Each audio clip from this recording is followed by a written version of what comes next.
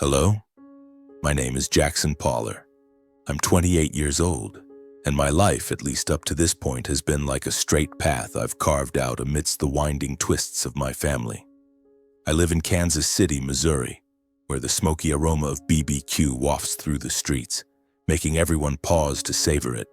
It's the scent of warmth, of summer afternoons spent on the porch with friends, nibbling on smoky ribs slathered in tangy sweet sauce. But for me, Kansas City is also the place I chose to build my independence. Far from the old house in the suburbs, where childhood memories still haunt me like persistent shadows that refuse to let go. I work as a civil engineer for a large company downtown. My job involves drafting designs for skyscrapers and sturdy bridges that span the Missouri River. I love the feeling of holding a pencil, drawing precise lines on paper, knowing that each stroke will transform into concrete and steel, standing strong against storms. I'm hardworking, rational, and have been independent from a young age, perhaps because I had no other choice. Starting at 16, I worked part-time on construction sites, saving every penny to pay for college. Not because my family was poor. My parents are middle class, with my dad a bank employee and my mom an elementary school teacher, but because I wanted to prove I could stand on my own 2 feet without anyone's pity or indulgence. But when it comes to family, things start to get complicated. My dad, Dennis Poller, is a conservative man who likes everything to follow old-school rules.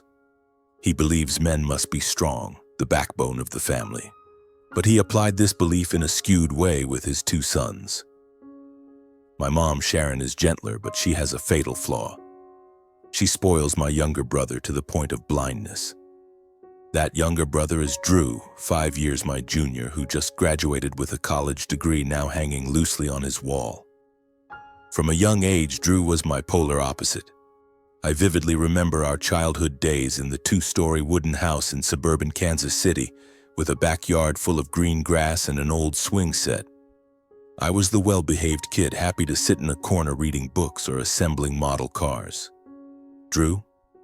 He was like a small tornado, always demanding and aggressive when he didn't get his way. If I got a new toy, Drew would scream until he had it, and if I refused, he'd smash everything around him. Once when Drew was 5, he wanted to play with my ball, a birthday gift from Dad, but I was using it to kick around with the neighborhood kids. Drew threw a tantrum, then suddenly rushed at me, punching and kicking wildly. When our parents came out, instead of scolding Drew, Mom hugged and soothed him. "Come on, Jackson, let your brother have it, he's still little." Dad shook his head and told me, "You're older, you need to let your brother have his way." I was only 10, but I felt a surge of resentment, as if I were an outsider in my own home.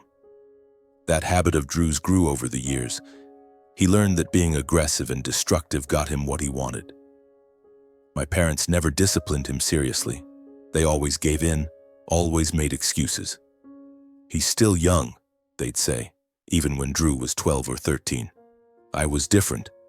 I tried to guide my brother, but every time I did, I was stopped.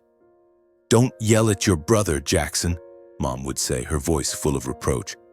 "You're the older one, you need to yield." I felt powerless, like I was fighting alone against a system I couldn't change.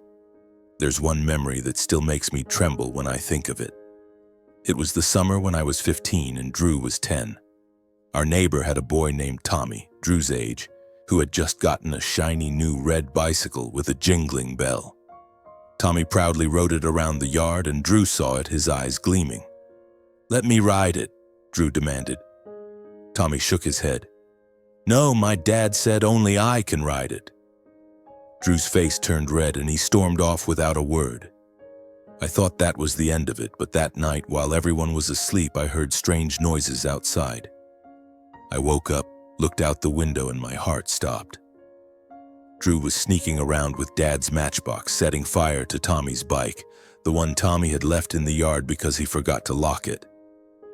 The flames shot up quickly, illuminating Drew's face with a satisfied grin. I ran outside, yelling, "Drew, what are you doing?" But it was too late. The bike was charred black, Tommy was crying from next door, and our parents rushed out. Drew feigned panic. I was just playing, I didn't mean to. My parents believed him completely. They hugged and comforted him. It's okay, it was an accident. They even paid for a new bike for Tommy to settle things quietly and scolded me for yelling and waking everyone up. Why didn't you keep an eye on your brother? Dad said, his voice full of blame. Standing in the yard, looking at the ashes of the bike, I felt a mix of anger and fear. Drew had burned not just the bike, but also my belief in fairness within our family. Memories like that piled up. Drew grew up with a habit of bullying to get his way. At school, he'd fight with friends if he wasn't prioritized, and our parents always defended him. He was bullied first. I, on the other hand, learned to be independent and stay out of trouble. At 18, I left home for college in the city, working all sorts of jobs to support myself. I graduated with honors and landed a stable job at the construction company. Now, at 28, I live in a small but cozy apartment downtown Kansas City with a balcony overlooking the river. I love early mornings, brewing black coffee, sketching designs while listening to the hum of traffic below. My life is stable, with clear goals. Most importantly, I'm about to marry Nicole Walsh, the most wonderful woman I've ever met. Nicole is my fiancée, a 27-year-old marketing specialist at an advertising firm. We met at a local BBQ joint, classic Kansas City style, when I was sitting alone after work and she walked in with a radiant smile. Nicole is smart, independent, and has a calm but resolute personality. She supports me unconditionally, always reminding me that life doesn't always require patience. "Jax, you deserve to be happy," she often says, hugging me tightly. We plan to get married later this year, a simple wedding with friends and colleagues. I haven't told Nicole much about my family because I don't want to drag her into that mess. But deep down, I know the shadows of my past are lurking, waiting for a chance to erupt. And Drew? My brother is now 23, fresh out of college with a business degree, but instead of finding a stable job, he dreams of getting rich quick through startups. "Bro, I'll be a millionaire before 30, he brags during our phone calls, his voice full of excitement. He's the young and reckless type, always talking about shady business ideas like cryptocurrency investments or multi-level marketing. I listen but don't put much faith in it. Drew still carries his old traits, aggressive, selfish, and convinced he's the center of the universe. A few weeks ago, on a rainy evening in Kansas City, I came home exhausted after a late shift, my body aching from hours spent drafting designs for a new overpass for the Missouri River project. Nicole was in the kitchen preparing our favorite grilled chicken salad, a go-to meal for tiring days. My phone buzzed on the table, the screen flashing "Drew." I hesitated for a second, then answered, trying to sound cheerful. "Hey Drew, long time no see, what's up?" Drew's voice came through fast and excited as always. "Jackson, bro, I've got a golden opportunity. I ran into an old college buddy who's starting a crypto company. We need capital to buy mining equipment and run ads.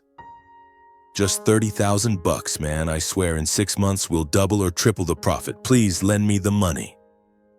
I froze, my hand gripping the glass of water, my heart pounding.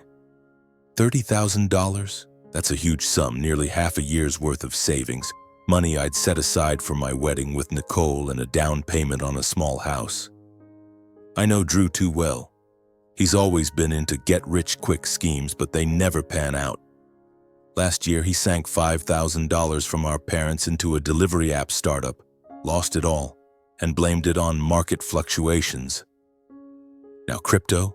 The plan sounded shady with no detailed proposal or numbers, just empty promises. "Drew, I've thought it through," I said, keeping my voice calm but firm. "I can't lend you the money, it's a lot, and I don't trust crypto schemes. You should find a stable job first, build some experience." Silence hung on the line for a few seconds. Then Drew's tone shifted from excited to angry. "What's that supposed to mean? You're so selfish. You've got a good job, a place, a fiancé, and I'm just trying to make it. We're brothers and you won't help me. Who do you think you are?" I felt the blood rush to my face but held my temper. "It's not about being selfish, Drew. I just don't want to lose money on a bad bet. You know I'm careful with finances." He scoffed, his voice sharp through the speaker. "Careful? Or just stingy? Mom and Dad were right, you're too cold. Fine, keep your precious money, but don't regret it when I make it big without you." He hung up abruptly, leaving a long beep echoing in my ear. I sank into a chair, my hands trembling. Nicole came out of the kitchen looking worried. "Drew again? What did he want?" I told her everything, and she hugged me, whispering, "You did the right thing. Don't let him manipulate you." But deep down, unease stirred. I knew Drew wouldn't let this go. Since childhood, when he didn't get his way, he always found a way to retaliate. Like when he burned Tommy's bike or smashed Mom's favorite vase because he wasn't allowed a new phone. Now, with such a large sum at stake, I feared he'd do something reckless. Sure enough, 2 days later, my phone buzzed again. This time it was Mom, her voice trembling as if she'd been crying. "Jackson, why did you turn your brother down? Drew told me everything. He's so upset, screaming all night. You're his older brother. You're supposed to support him, help him just this once. Brothers need to stick together." I sighed, sitting on my apartment balcony watching the Missouri River glimmer under the sunset. "Mom, I can't. Drew needs to learn to stand on his own, not keep asking for loans. His plan's unclear and I'm afraid of losing the money." She cut me off, her voice rising. "Lose money? You think your own brother would scam you? He's your flesh and blood. Your father thinks so too. You need to help Drew start his business. You have the money. Why won't you lend it? Do you hate him?" Her words cut like a knife. I don't hate Drew, I'm just tired of the lifelong favoritism. Growing up, I was always pushed into the role of the older brother who must give in. When I graduated college, my parents sent a congratulatory card. When Drew graduated, they threw a big party and bragged to the neighbors. Now they're pressuring me to lend him money. "Mom, I can't lend Drew the money. I have my own plans. For the wedding and our future." She sniffled. "You're so selfish, Jackson. I'm disappointed in you." Then she hung up. I sat there, my heart heavy. Dad called right after, his voice stern like when I was a kid. "Jackson, listen to me. Brothers help each other. Drew's young, he needs capital to soar. Lend him the money. Your mom and I will cover it if anything goes wrong." I shook my head, though he couldn't see. "Dad, no. I'm sorry." He sighed in disappointment and hung up. My whole family turned their backs on me just because I refused to bail out my delusional little brother. The days that followed were tense. Drew texted nonstop, sometimes begging, "I really need this, just 30 grand. Other times threatening, "You'll regret this." I blocked his number, but the anxiety lingered. Nicole noticed and took me for a walk by the river, holding my hand tightly. "Jax, you're not wrong. Don't let them sway you." We talked for hours about our future, our new family. But at night I lay awake thinking about Drew. What would he do next? It felt like a ticking time bomb. Then, a week later, Drew showed up unannounced at my apartment door. I opened it to find him standing there, face flushed, eyes wild. "Jackson, we need to talk." I let him in, trying to stay calm. Nicole was in the bedroom, but I knew she was listening. Drew sat down, his voice trembling. "Jax, I'm sorry about last time, but I really need the money. My friend's waiting, and the opportunity's slipping away. Lend it to me, I'll pay you back bit by bit." I shook my head. "Drew, I've already said no." He shot up from the chair, his face contorted with rage. "You're an asshole. You think you're better than me? Just because you've got a stable job, you look down on me? Fine, you'll see." He stormed out, slamming the door so hard the frame shook. My heart raced. I ran after him, but he was gone. Nicole hugged me from behind. "Are you okay?" I nodded, but inside, fear surged. Drew isn't the type to give up easily. The following days felt suffocating. My parents kept calling, pressuring me. I stood my ground, but each call was like a fresh wound. I started avoiding home, throwing myself into work. The overpass designs became my refuge, a place where I could control things.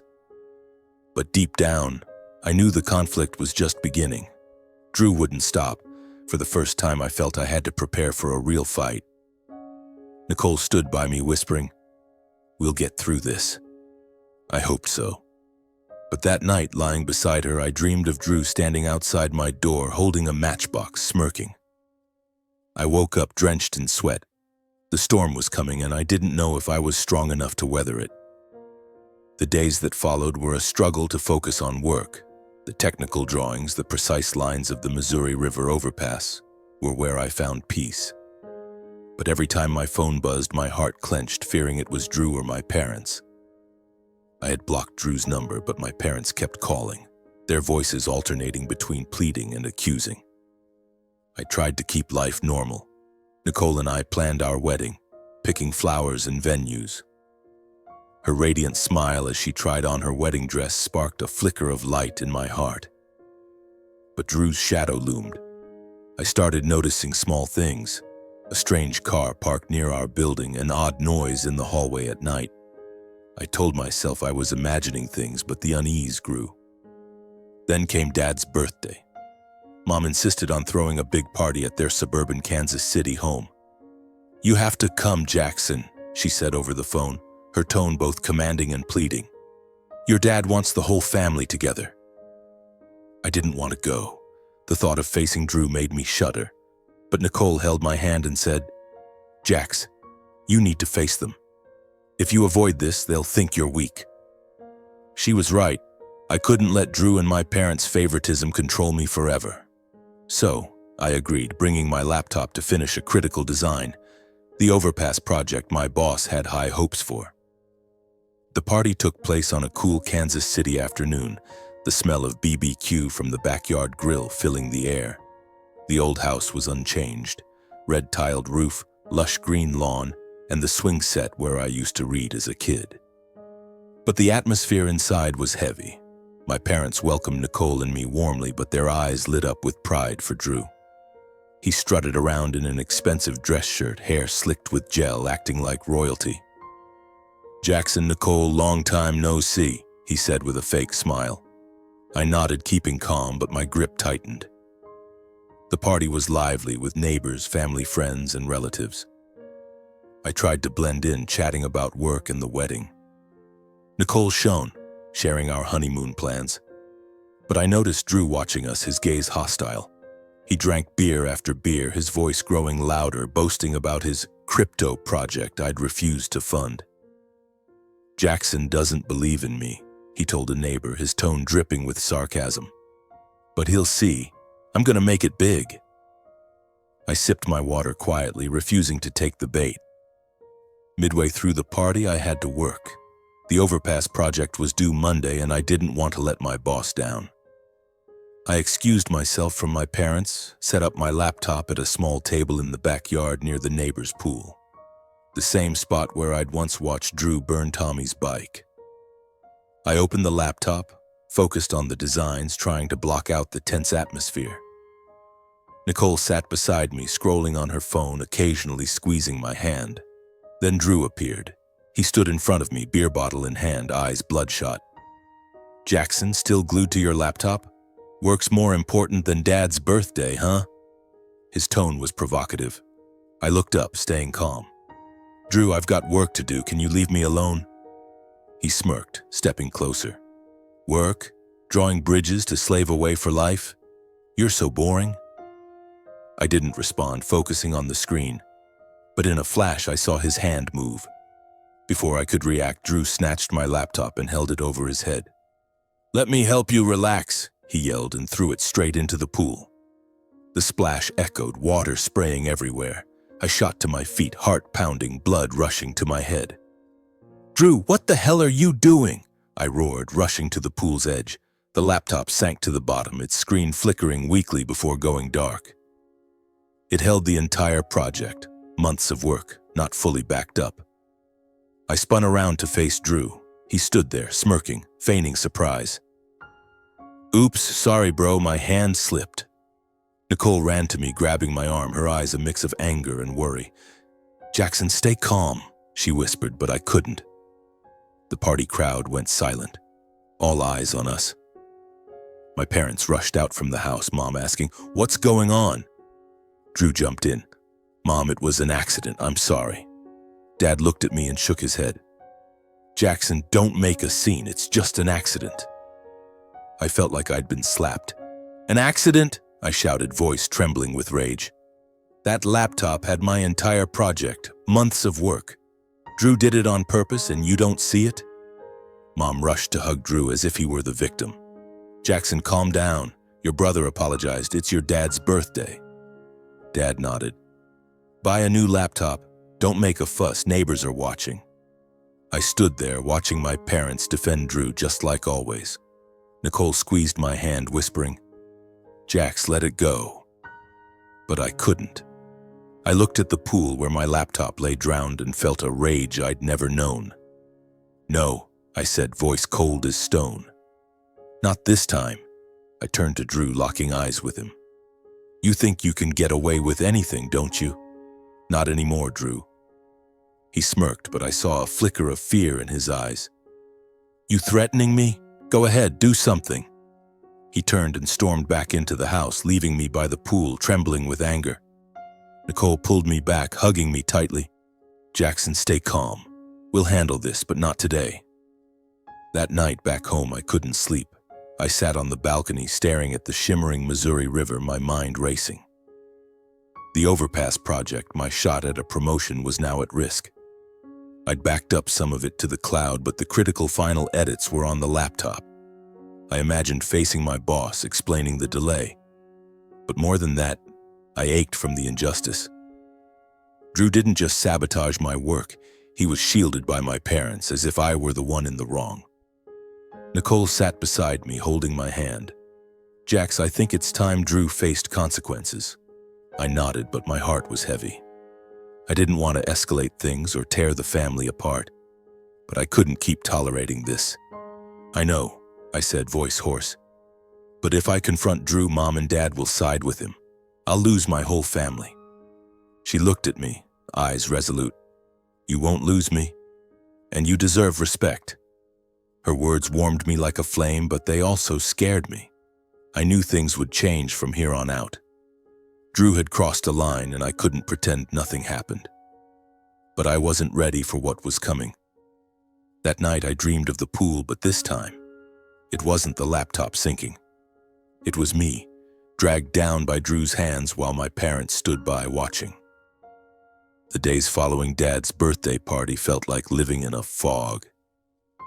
Each morning I woke with a heaviness, as if a boulder were pressing on my chest. Work was a mess. I stayed up all night trying to recover the overpass project drawings from old cloud files, but the critical final edits were gone for good. My boss called me into his office, his tone stern. "Jackson, I trust you, but this project can't be delayed. Fix it fast."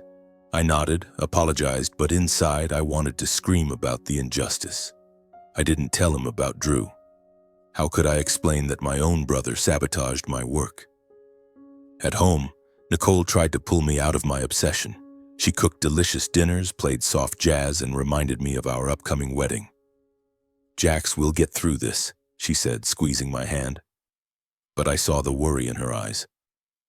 She knew I was wrestling with the urge to keep family peace and the rage boiling inside.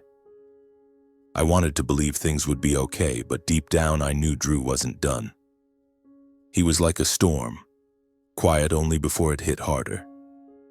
Then things escalated faster than I expected. One Wednesday morning, as I prepared to drive to work, I noticed the two right tires on my car were flat. I got out, checked them, and my heart sank when I saw a sharp cut on each tire. This wasn't an accident. Someone had slashed them. I looked around. Kansas City's streets were bright but empty. A chill ran down my spine. I knew exactly who did it. I called a mechanic, spending nearly $400 on new tires. That day I was late to work and my boss was clearly displeased. Nicole tried to comfort me.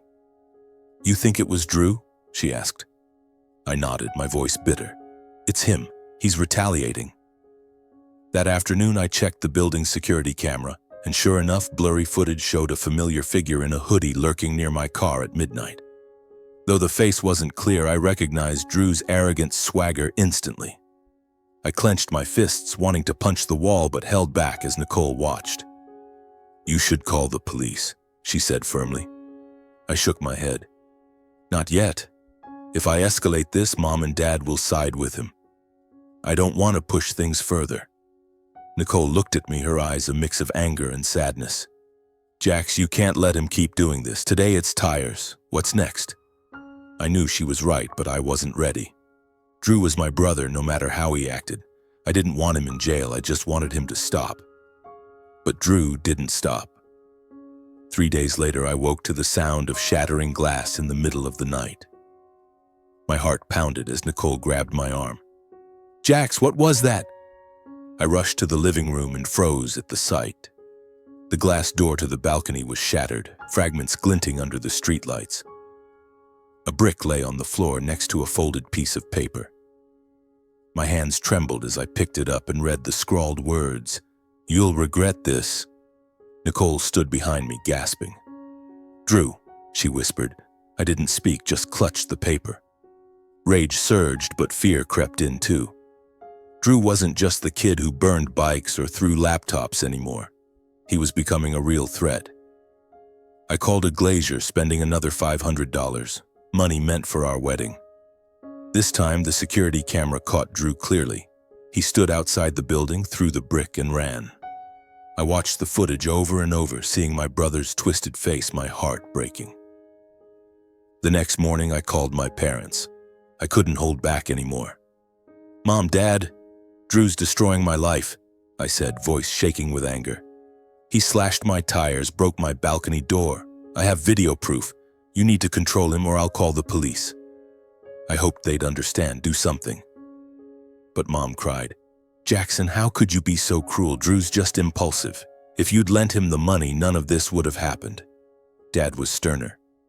"You'd really call the police, put your brother in jail? I forbid you to do that. Family comes first." I hung up, hands shaking. They didn't just defend Drew, they blamed me. I felt betrayed, like I was the family outcast. Nicole hugged me. "Jax, you can't keep living like that. Drew's gone too far. If you don't act, he won't stop." I saw the resolve in her eyes. "I know," I whispered, "but I still hope. Hope Mom and Dad will see reason." Nicole shook her head. "They won't, Jax. They chose Drew long ago." The days that followed were filled with anxiety. Every noise outside made me jump. I installed more security cameras, checked the locks twice each night. My work suffered. I couldn't focus, always wondering what Drew would do next. My boss called me in, concerned. "Jackson, you okay?"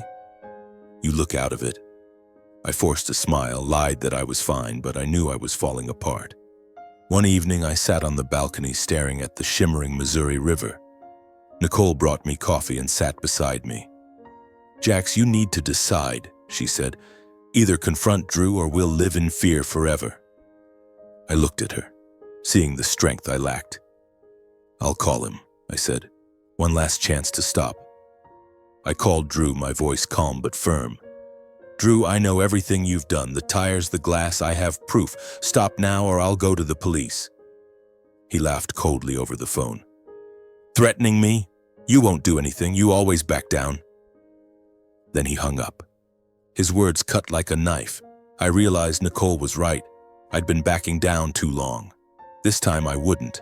I saved the security footage, ready to send it to the police if needed. But inside I ached. Drew was my brother, my flesh and blood. I didn't want him in jail, but I couldn't let him destroy my life with Nicole either. The days after the balcony glass incident, I lived on edge. My nerves stretched taut like a wire. I desperately sought a way to resolve things peacefully, to keep my family from fracturing completely. Then a call from Mom shattered that fragile hope. "Jackson, come home for dinner this weekend," she said over the phone, her voice sweet as if nothing had happened. "I'm making your favorite BBQ ribs. Let's have a family gathering. Bring Nicole, too." I hesitated.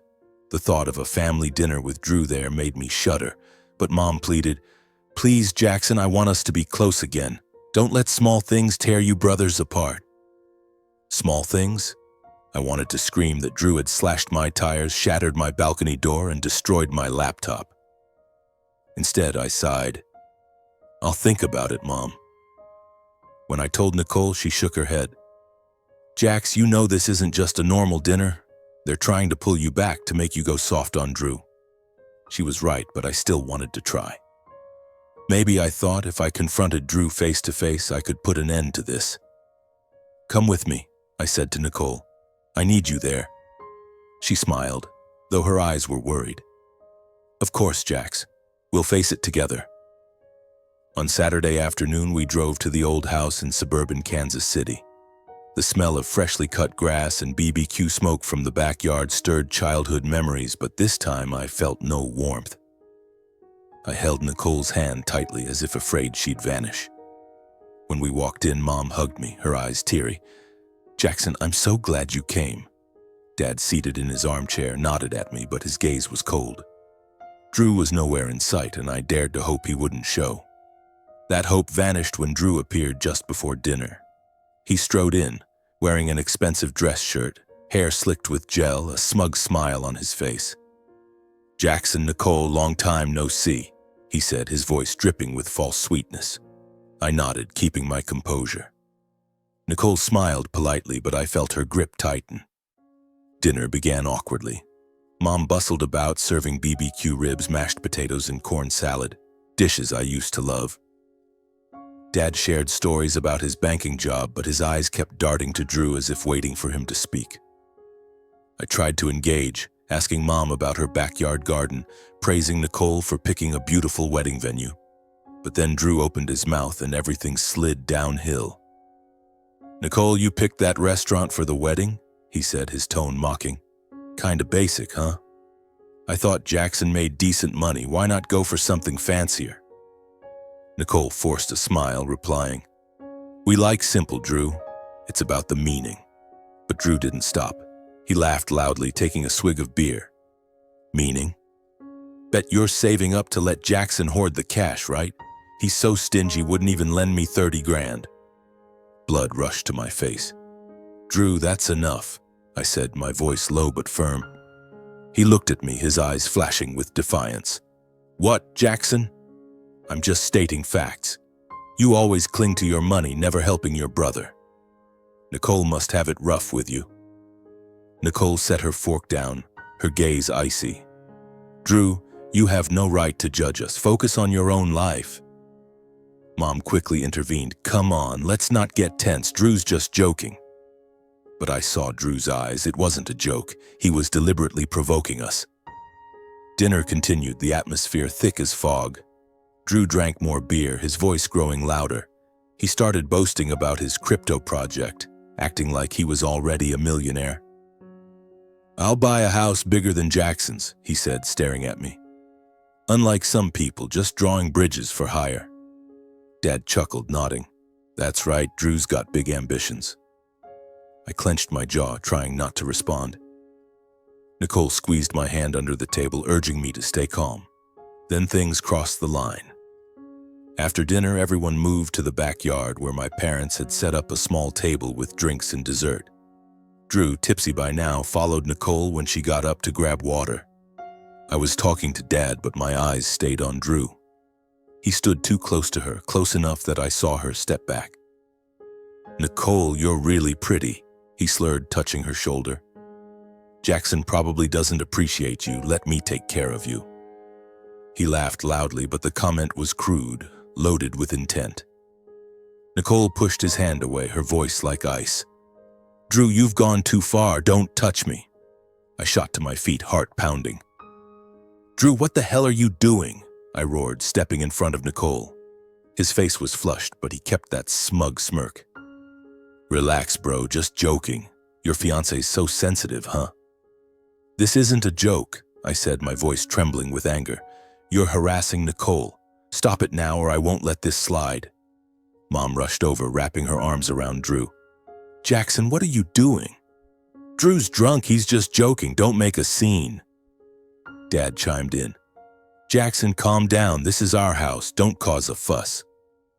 I looked at my parents, feeling like I'd been slapped. "Joking? Harassing someone is a joke? You've always defended him from the start." I turned to Drew, his eyes still defiant. "Listen, Drew. If you touch Nicole again or do anything to hurt us, I'll let the law handle it. This isn't just a family matter anymore." Mom sobbed, clutching Drew as if he were the victim. "Jackson, how can you be so cruel? He's your brother." Dad shook his head, his voice heavy with disappointment. "You're tearing this family apart." But I didn't back down. Nicole stood beside me, holding my hand, her gaze steady. "We're not the ones in the wrong," she said clearly. "Drew needs to face consequences for his actions. I won't tolerate being harassed, and Jackson doesn't deserve this treatment." The backyard froze, the air thick with tension. Drew smirked, but I saw him step back as if realizing he'd gone too far. "Fine, Jackson," he said coldly. "Go call the cops. Let's see who wins." Then he turned and walked back into the house, leaving Nicole and me standing there under my parents' judgmental stares. On the drive back to Kansas City, I drove in silence. Nicole sat beside me, staring out the window, but her hand gripped mine tightly. The streetlights flashed by, illuminating her face, and I saw her eyes were red. "Jax," she finally said, her voice hoarse. "I'm not letting this go. Drew harassed me, and you know he won't stop. I want to press charges." I glanced at her, my heart tightening. "Press charges?" I asked, my voice quieter than I intended. "Are you sure, Nicole? That's a big step." I knew she was right, but the word charges exploded in my mind like a bomb. Suing Drew meant pushing things to an irreparable point. He was my brother, no matter how much I hated what he'd done. And my parents. They'd never forgive me. Nicole turned to me, her gaze unwavering. "Jax, I'm sure. Drew didn't just hurt you, he insulted me, touched me. That's not a joke. It's harassment. If we do nothing, he'll think he can keep going. Do you want to live in fear forever?" Her words hit like a punch to the chest. I nodded, saying, "Okay, if you want to press charges, I'll support you." But inside, I was torn. I agreed with Nicole, but a part of me screamed, "He's your brother, Jackson. Are you really going to ruin him?" That night in our small apartment, I couldn't sleep. Nicole curled up beside me, her breathing steady, but I stared at the ceiling, my mind racing. I thought of Drew, of the days when we were kids, when he'd run after me in the yard, giggling as I pushed him on the swing. I thought of my parents, of Mom hugging me when I got a bad grade, or Dad teaching me to tie a tie before prom. Those memories now felt like sharp blades cutting deep. If I let Nicole sue Drew, my family would shatter. But if I did nothing, I'd lose myself, and maybe Nicole too. The next morning, I woke with dark circles under my eyes. Nicole had gone to work, leaving a note on the table. "Jax, I love you. We'll get through this." I gave a faint smile, but my heart was heavy. I knew I needed advice, someone outside the situation who understood me without judgment. There was only one such person: Grandma Lillian. Grandma lived alone in a small house 2 hours from Kansas City in a windy suburb where prairies stretched endlessly. She was the only family member who always listened, never took sides, never imposed. As a kid, whenever I was stuck, I'd run to her, sitting on the old wooden chair in her kitchen, listening to her stories of her youth. She'd been a nurse in World War II, strong and resolute, yet full of compassion. I knew she'd give me answers, or at least help me see the path ahead. I drove alone, winding through country roads, the smell of hay and open land filling my nose. When I arrived, Grandma was watering her garden, her silver hair tied back, her smile radiant when she saw me. "Jackson, you're here," she said, hugging me, her familiar lavender perfume making me want to cry.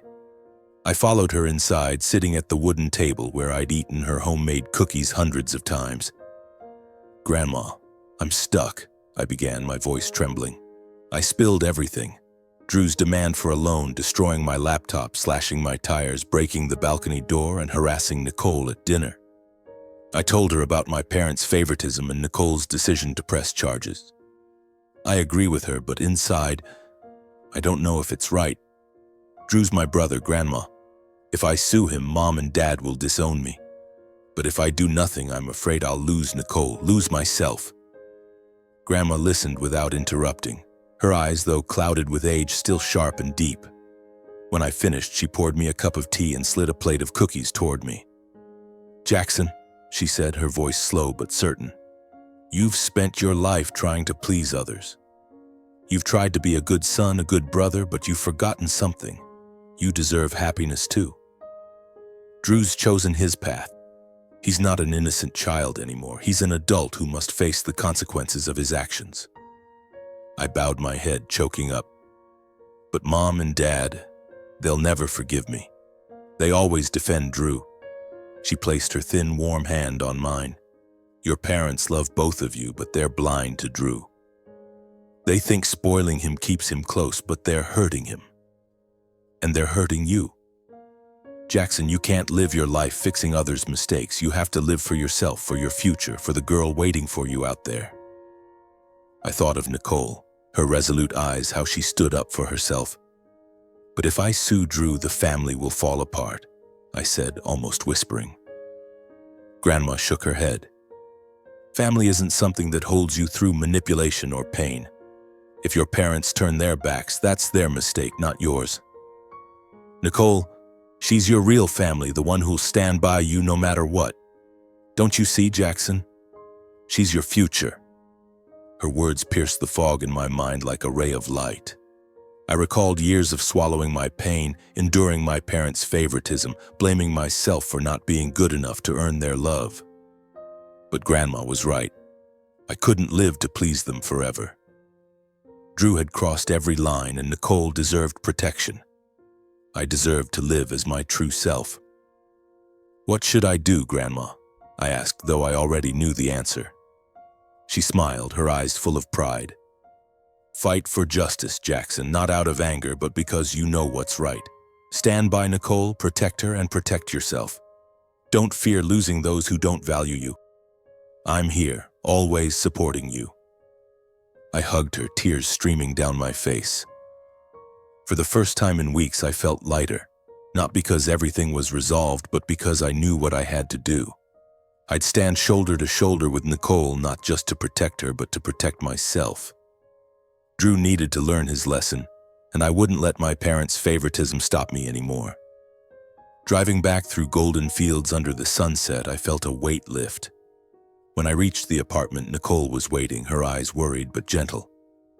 "Jax, you okay?" she asked.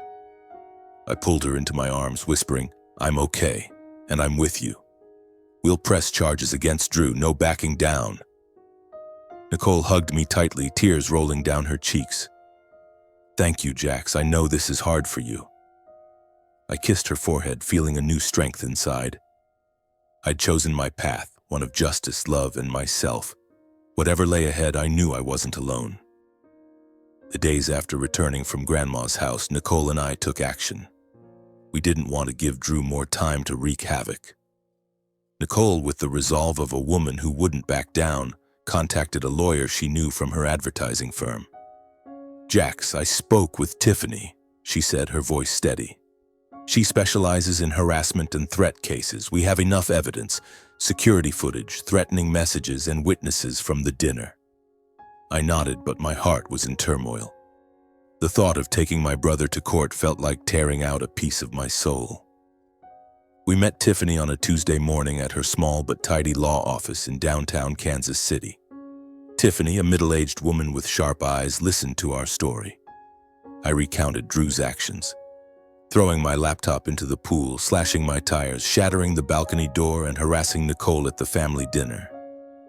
Nicole added details, her voice trembling as she described how Drew touched her and his crude remarks. Tiffany took meticulous notes, then looked up.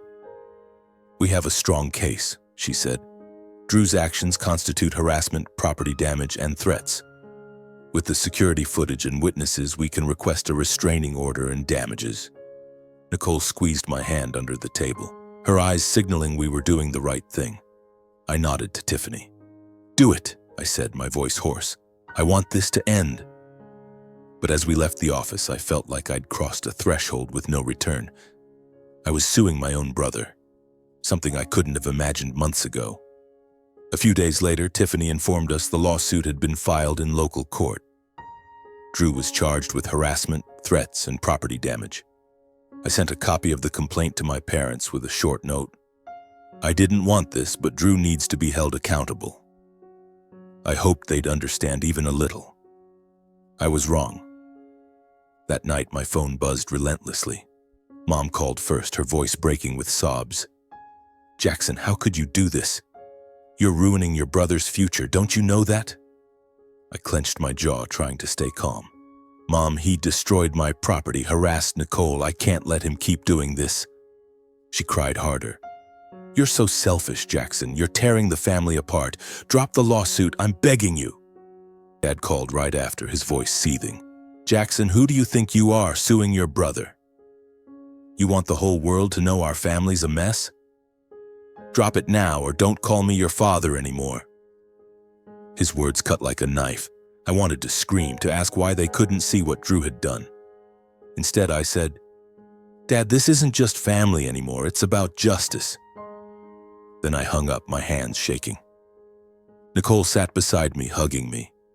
"You did the right thing, Jax," she whispered. "They won't understand now, but you can't let them manipulate you anymore."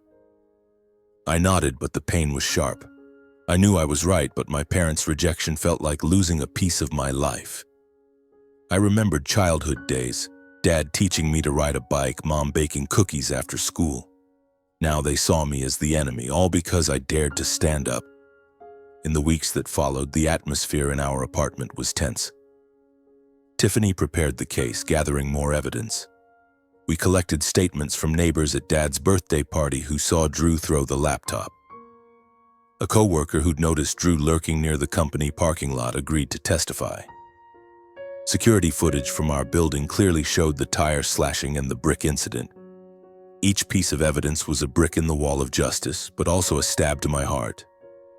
Drew, meanwhile, didn't contact me directly, but Mom said he was panicking, scrambling to fix things. "He's scared, Jackson," she texted. "Drop the lawsuit. He promises to stop." I didn't reply. Drew's promises were worthless after everything he'd done. The night before the court date, I lay awake, watching Nicole sleep beside me. She was my light, the reason I'd chosen this path. But I was still afraid of my parents' eyes in the courtroom, of facing Drew not as a brother but as an adversary. I wondered, am I doing the right thing? Then I remembered Grandma's words. "Fight for justice, Jackson. For you. For Nicole." And I knew I couldn't turn back. The court date arrived faster than I expected. That morning, Kansas City's sky was gray, with a light drizzle mirroring my mood. I wore a suit the first time since my job interview 4 years ago. Nicole, in a simple blue dress, held my hand as we entered the courthouse. Tiffany led the way, carrying a thick briefcase. "We're ready," she said confidently. I nodded, but my heart pounded. The courtroom was smaller than I'd imagined, with worn wooden benches and a stifling atmosphere. Drew sat on the other side in a white dress shirt, hair slicked with gel as usual. But his arrogant gaze was gone. He glanced at me, then quickly looked away. My parents sat behind him, Mom clutching a handkerchief, her eyes red. Dad stared at me, his gaze cold as a blade. I wanted to run to them, hug them, say I didn't want this. But Nicole squeezed my hand and I stood tall, trying to stay resolute. The judge, a middle-aged man with a deep voice, opened the session. Tiffany presented the charges: harassment, threats, and property damage. She played the security footage, showing Drew slashing my tires and throwing the brick through the balcony door. Murmurs filled the room as his face appeared clearly on the screen. Tiffany called witnesses. A neighbor from Dad's birthday party, Mrs. Linda, described how Drew threw my laptop into the pool. "He smirked afterward," she said firmly. "It didn't look like an accident." Nicole took the stand, her voice calm but steadfast. She recounted the dinner, how Drew touched her shoulder and made crude remarks. "I told him to stop, but he didn't take it seriously," she said. I felt threatened and unsafe. I watched her, pride mixing with pain. She was stronger than I'd ever realized. Drew's lawyer argued that he was merely impulsive, that his actions weren't meant to cause harm. "He's young, Your Honor," the lawyer said. "This is a family dispute, not a matter for court." But Tiffany countered sharply, highlighting Drew's pattern of deliberate behavior, from vandalism to harassment. When Drew took the stand, he kept his head down, his voice soft. I didn't mean to hurt anyone," he said. "I just wanted my brother's help, but he refused. I got mad and messed up." But when Tiffany pressed him about harassing Nicole, he stammered, unable to answer clearly. I saw Mom cry and Dad shake his head, but this time I felt no guilt. Drew was facing the consequences of his own actions. The judge called a recess. Nicole and I stepped into the hallway, avoiding my parents' eyes. Mom ran after me, grabbing my arm. "Jackson, can't you stop this? Drew's sorry. Do you really want him in jail?" I looked at her, my heart aching. "Mom, I didn't want this. But Drew has to learn to take responsibility. I can't let him keep hurting people." She sobbed harder and turned away. Dad said nothing, just stared at me like I was a stranger. The session resumed and the judge delivered the verdict. Drew was found guilty of harassment and property damage. His sentence was 6 months of probation, community service, and $5,000 in restitution to Nicole and me for the laptop, tires, and glass door. Drew bowed his head, silent. Mom wept, clinging to him, while Dad glared at me, his eyes full of resentment. As we left the courthouse, I felt both relief and anguish. The truth was out. Drew was held accountable, but my family was broken. Nicole hugged me, whispering, "You did the right thing, Jax." I nodded, but my eyes stung. I'd fought for justice, but the cost was steep. We left the courtroom in the biting chill of Kansas City, drizzle clinging to my suit jacket. Drew, with his 6-month suspended sentence, 100 hours of community service, and $5,000 in restitution to Nicole and me, walked out of the courthouse, shoulders slumped, his usual arrogance gone. Mom clung to him, sobbing as if he were the victim. Dad walked beside them, his gaze heavy, never once meeting my eyes. I wanted to run to them to say something to ease the pain, but Nicole gripped my hand tightly, pulling me toward the car. "Let's go, Jax," she said, her voice gentle but firm. "We need to go home." On the drive back, I drove in silence, my mind reeling. The court's ruling should have felt like a victory, but I was left hollow. Drew had paid a price, yes, but the cost to me was greater. I'd lost my parents, the memories of a family gathered around the BBQ grill, laughing in the backyard. Now, I only had Nicole, and though she was my world, I couldn't shake the ache of being abandoned by my own flesh and blood. A few days after the trial, Mom called. I hesitated before answering, my heart pounding. "Jackson," her voice was choked with tears, "you've ruined your brother. Do you know how much he's suffering? He's picking up trash in the park, being stared at like a criminal. Are you happy now?" Her words cut like knives. I clenched my jaw, trying to stay calm. "Mom, I didn't want this, but Drew brought it on himself. He destroyed my property, harassed Nicole. I couldn't let him keep going." Mom sobbed harder. "You're selfish, Jackson. You think you're right? You've torn this family apart. I don't want to see your face again." She hung up. I stood in the living room, the phone slipping from my hand. Dad didn't call, but hours later he sent a curt text. "From now on, don't call me your father. You're no longer my son." I read the message over and over, feeling the ground collapse beneath me. They disowned me, all because I dared to seek justice. Nicole, just back from work, found me staring blankly on the sofa. She knelt in front of me, taking my hands. "Jax, what's wrong?" I handed her the phone, unable to speak. She read the text, her eyes welling up. Then she hugged me so tightly I could feel her heartbeat. "You're not wrong, Jax," she whispered. "I know it hurts, but you did the right thing. I feel safe because of you, because you didn't let Drew keep hurting us. I trust you more than ever." Her words were a flame warming me in the storm. I looked at her, seeing her unwavering eyes, and knew I'd chosen the right person to stand by. "Thank you," I said, my voice hoarse. "Without you, I don't know how I'd get through this." She smiled, kissing my forehead. "We're family, Jax. Real family doesn't turn its back on you." But her words couldn't erase the pain. That night I lay awake, thinking of my parents. I remembered afternoons when Dad taught me to throw a baseball, or Mom carefully sewing up my torn shirts. They'd once been my world, but now they chose blindness over truth.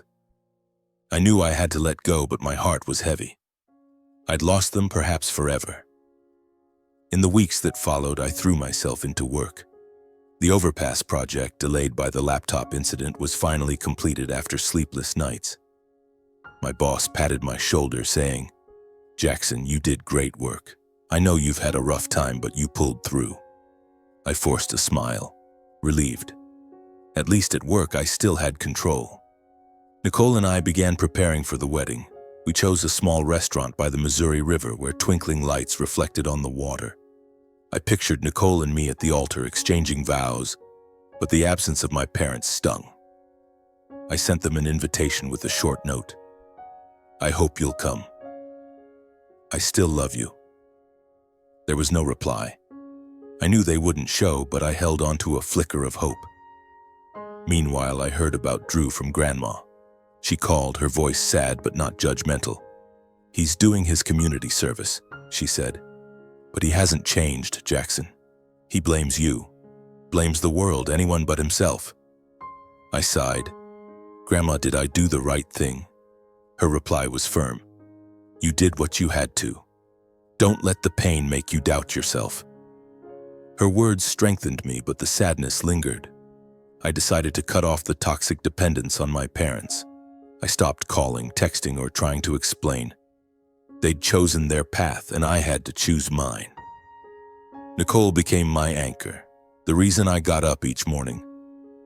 She wasn't just my fiancée, she was my home, the place where I found peace in the storm. The wedding day arrived, a radiant autumn afternoon in Kansas City. The restaurant by the Missouri River was decorated simply but warmly, with white flowers and flickering candles. Nicole walked in wearing a white wedding dress, her radiant smile making me forget all my pain. I stood at the altar holding her hands, and as we exchanged vows, it felt like the world shrank to just the two of us. "I promise to always protect you, Nicole," I said, my voice choked with emotion. She smiled, tears glistening. "And I promise to always stand by you, Jax." Grandma sat in the front row, clapping enthusiastically, her eyes beaming with pride. A few friends and colleagues attended, laughing and offering blessings. But my parents weren't there. I'd held a faint hope they'd show up, that they'd realize I wasn't a traitor. But scanning the room and not seeing them, I knew I had to let go. That moment, I officially severed the ties to my toxic past. After the wedding, we moved to a small house in suburban Kansas City where I could hear the river flowing each night. I continued my engineering work, landing a bigger project, a new bridge spanning the Missouri River. Each line on the blueprint was a step forward, a way to rebuild my life. Nicole advanced in her career, and we started talking about having kids, about building our own family. But the pain lingered, a quiet shadow. Some nights I sat on the balcony staring at the river, thinking of my parents. I wondered if they ever regretted their choice, if they ever thought of me. I heard from Grandma that Drew had completed his community service but was still living recklessly, chasing get-rich-quick dreams. My parents continued to coddle him as if nothing had happened. I wasn't angry anymore, just sad. Sad that they couldn't see the truth, sad that I'd lost them. One evening, Nicole brought out 2 cups of coffee and sat beside me on the balcony. "What are you thinking, Jax?" she asked softly. I sighed, looking at her. "About my parents. I know I did the right thing, but it still hurts." She took my hand, smiling. "I know, but you chose to protect us, to stand for justice. You're the strongest man I've ever known." I kissed her, her warmth chasing away the cold inside. I knew I'd done the right thing, though it cost me my family. Sometimes, to protect those you love and uphold justice, you have to let go of things that were once your world. I'd lost my parents, but I had Nicole, Grandma, and myself, a Jackson who no longer tolerated, no longer feared. The Missouri River flowed, shimmering under the moonlight. I stood, pulling Nicole into my arms, and we looked ahead together. My life was now a new bridge, sturdy and full of hope, though the scars remained forever.